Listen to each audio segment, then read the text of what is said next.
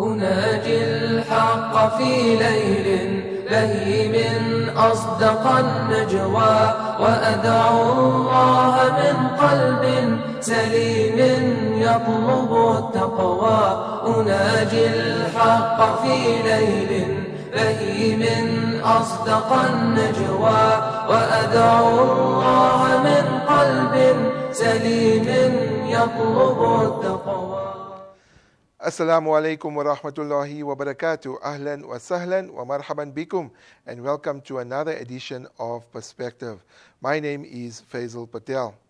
On tonight's show, we look at reports that a South African is fighting for ISIS in Syria, the state of healthcare at public facilities, protest action at Temelishle informal settlement, and some tech news as well. Remember, you can interact with me by sending me a mail on Faizel at itvnetworks.tv, drop me a tweet on @Faizi143, or you can even comment on facebook.com/Faizel Patel. The question I want to ask tonight: are South African citizens fighting for ISIS in Syria? Reports have emerged that an 18-year-old South African man has joined ISIS and is fighting their cause. According to an article by Simon Ellison published in the Daily Maverick, Abu Huraira al-Afriqi, a South African, claims to have traveled to Syria to fight for the Islamic State or ISIS. Abu Huraira al-Afriqi is a pseudonym, more than likely, and it's the one he uses for his Tumblr and Twitter accounts, which was set up in January this year to guide other recruits from South Africa. Now, the Twitter account, if you're going to search for it, was suspended on Friday last week, but he has subsequently enacted another Twitter account, which is available as well. Now, on his Facebook account, which has also been deleted, he goes by the name Muhammad Atta, which is more than likely also another pseudonym. On his social media account Tumblr, Abu Huraira promises to help South African Muslims with practical information about how to make the journey into the Islamic State-controlled Syria, including details on how to book flights, tickets, hotels, and transport in Turkey, the usual transit point when you want to go into Syria. Now, on Twitter, Abu Huraira explains what life is like in the Islamic State. And what he does, he speaks of tips on house hunting, dental care, internet access, hospitals, which are free for mujahideen, as is water and electricity, petrol, money, and a rifle. They are also given a monthly allowance for food and sundries. But the question is, who is Abu Huraira and why does he want to fight for ISIS? And you can let me know your thoughts and comments on my email, on my Twitter account, on Facebook as well. Possibly you know somebody that has gone abroad to fight for ISIS. Now, Abu Huraira would not reveal his real name, and obviously that's logical. The Terrorism Research and Analysis Consortium, or TRAC, was able to trace the location of the latest tweets to Syria and confirm that elements of his social media profile were established in South Africa. Now, this lends credence to his story. But obviously, there's more to this. There must be more justification. There must be more proof to show whether he was from South Africa or not. Now, Abu Huraira says that he is 18 years old of age, or 18 years old, and from Johannesburg, and traveled to Syria from South Africa in January this year. And he was motivated by the religious conviction, or by religious conviction. He says he joined the Islamic State because their aim is to establish the word of Allah as the highest and disbelief as the lowest. Abu Huraira also goes on to say that life in the Islamic State has lived up to his expectations, although he did mention on social media that the first 3 months are always the hardest for new arrivals. So those that leave from South Africa or purport to leave from South Africa to go and fight for ISIS, the first 3 months for these recruits is extremely difficult because obviously they have to get acclimatized to the different area, to the way of life in this particular state. Now, Abu Huraira, which I mentioned earlier, is a pseudonym, has no intention of leaving Syria, but he had a message for his family remaining in South Africa and for South African Muslims. And this is a direct quote. This is what he has to say, so it's not my words. He says, "I say to my family that I have pledged to fight until death to Khalifa Sheikh Abu Bakr al-Baghdadi, and I shall never return to the land which I was born, in other than with explosives, my rifle in my hands, and I will never live in disbelief. I will live under none but the shade of Islam." And then he goes on to say, to the South Africans, to the Muslims in South Africa, I say to you that you should hurry and come to the Khalifa or Caliphate before it's too late, and join the jihad before death overcomes you. For there is nothing worthy in the land which you are residing in. The land of South Africa will soon be conquered too by the Mujahideen of the Islamic State by the will of Allah. Now these are the words of Abu Huraira, and this is a direct quote. If you want to read the article, you can go to the Daily Maverick, and if you want to go further and search Twitter for his account, you will see there is a timeline of his tweets, and maybe you can go and read that as well. Now, Brian Dube, the spokesperson for the Department of State Security, says that the department was not aware of any specific cases of South Africans fighting for the Islamic State. And what did Brian Dube emphasize? He says that any kind of mercenary activities is illegal, and if they do so, the law will take its course. Now, the Regulation of Foreign Military Assistance Act explicitly prohibits South African citizens from taking up arms overseas. And Dube says that this department, or the department, is doing everything in its power to prevent citizens from doing so. But let me ask you this question. Is it impossible that somebody can go from here, from South Africa, to Turkey and go into Syria? There are reports, and there are reports that South Africans have gone abroad, but they go on missionary or relief missions. But is that the proper reason they are actually going to? And there are reports in recent times, after this article came out, that there isn't enough conclusive proof to show whether Abu Huraira is South African as well. On some pictures on social media or on the Daily Maverick article, you'll also see that he's got, it looks like a South African passport. The page has been torn out, especially where the photo part is. And it is also a stamp, an immigration stamp, which the date has been blocked out, to show that he entered into Turkey and then on to Syria as well. And then he also goes on to show the cover or certain aspects to show that he's from South Africa. Let me know what your thoughts and comments are on this particular story, and maybe you can shed some light. Do you feel that South Africans have gone to Syria to fight for ISIS? I know in News 24 there was an article now recently on Tuesday, where to show that the entire family have sold their house to go and fight in Syria. So your thoughts and comments on that. We're not going to expound too much on it because, like I said, these reports are not conclusive. Obviously, more pictures need to emerge, more conclusive evidence needs to emerge, and also with the evidence of Photoshop, that some pictures can be, photoshopped, and you can superimpose other pictures on other pictures, and it looks like you are in Syria. But obviously, we need more conclusive proof to show that this particular person, 18-year-old Abu Huraira, who goes under that pseudonym, is actually in Syria fighting for ISIS. Now we're going to continue with another story that's been dominating headlines.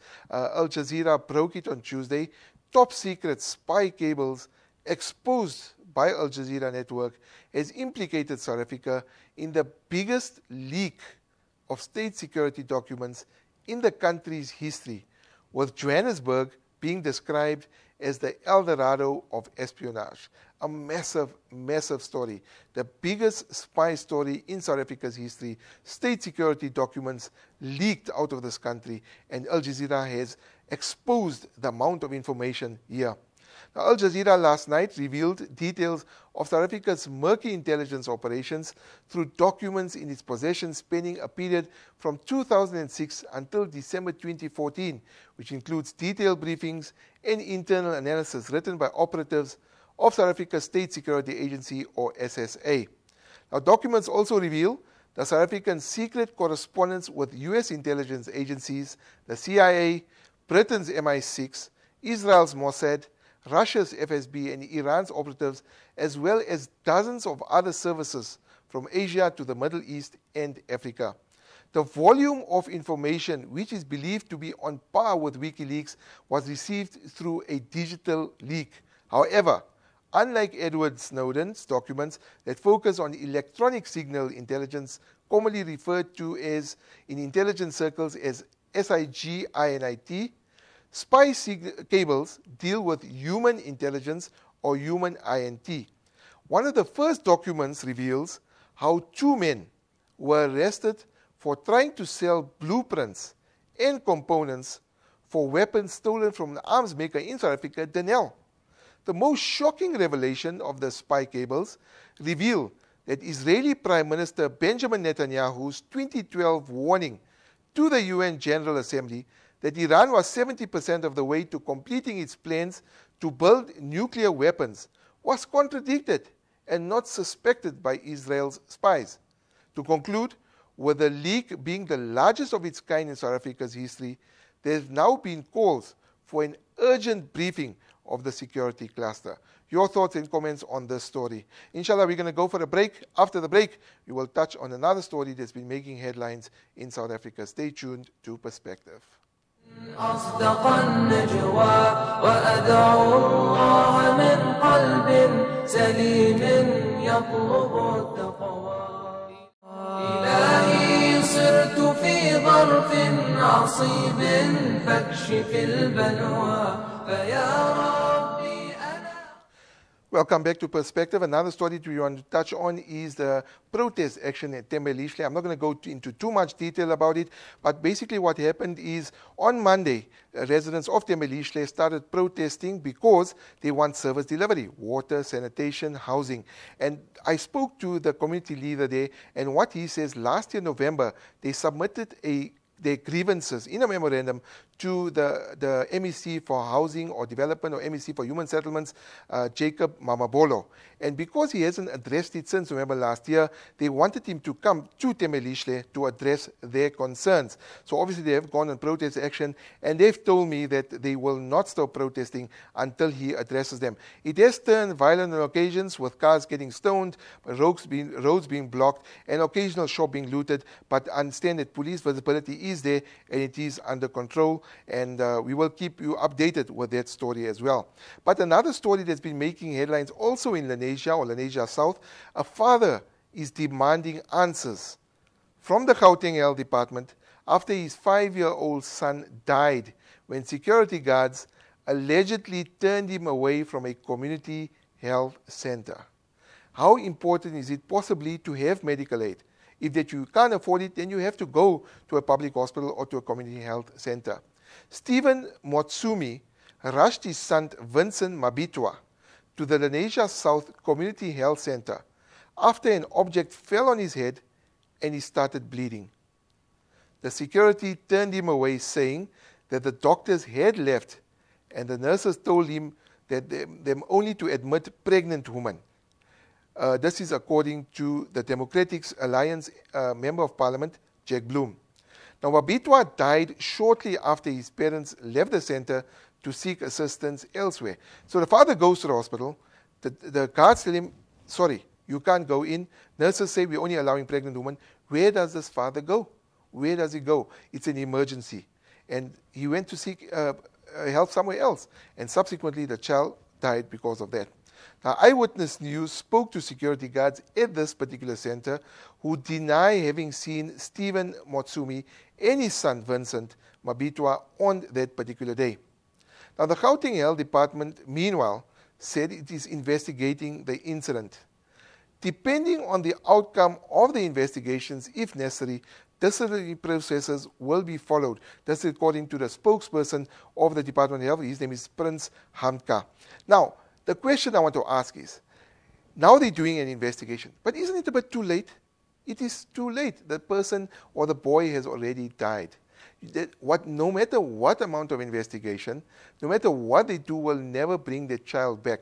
And imagine the heartache, the sorrow that this poor father is going through, that he was turned away from this clinic and his child had to die. It is too late. No matter investigation after investigation will never bring that child back. Now, let's go on further. This is the second child, yes, second child to die this year after being denied treatment at this particular clinic. So it's not an isolated incident, a second child. On the 24th of January, 3-week-old baby Queen Elizabeth Mashego died in her mother's arms after security guards refused to let her into the clinic. Refused. Letty Sebitso took Mashego to the clinic after realizing there was something wrong with the baby's head. Hamka says that the clinic's management had contacted Mabitwa's mother to establish what had happened on that day. And I can tell you what had happened on that day. You don't have to phone the mother. She did say they went to the clinic, she was turned away. Apparently there were no doctors on call.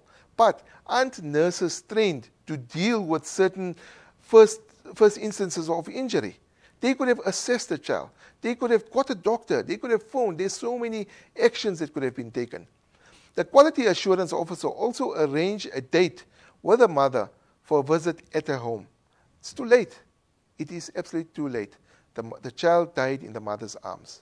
All she needs now is counseling. How do you console a mother, a 3-week-old baby? Absolutely heartbreaking. And then you also encourage people who had experienced difficulties in health institutions to report their concerns to the quality assurance officers or CEO based at those institutions. My question also is that when you got an emergency with your child or you got an emergency with somebody in your family, and if they don't want to let you in that clinic at that moment, where have you got time to report it to the quality assurance at that particular time? All you want to do is ensure that your child or the person that is ill get care immediately. This is absolutely heartbreaking. I hope that the Department of Health improves the services at all clinics or all government hospitals so we don't get an incident like this again. Absolutely heartbreaking. Your thoughts and comments. Another story that's been making rounds recently, we know that drugs affects the community. Ep04 has urged parents to be on the lookout for crystal meth drug, a new drug disguised as candy pops or pop rocks, which is easily accessible to children and also distributed near local schools. How disconcerting is that? Children are the most vulnerable. They will take sweets or they will take candy or whatever from anybody because children are prone to do that. Sweets, it attracts children. Children are attracted to sweets.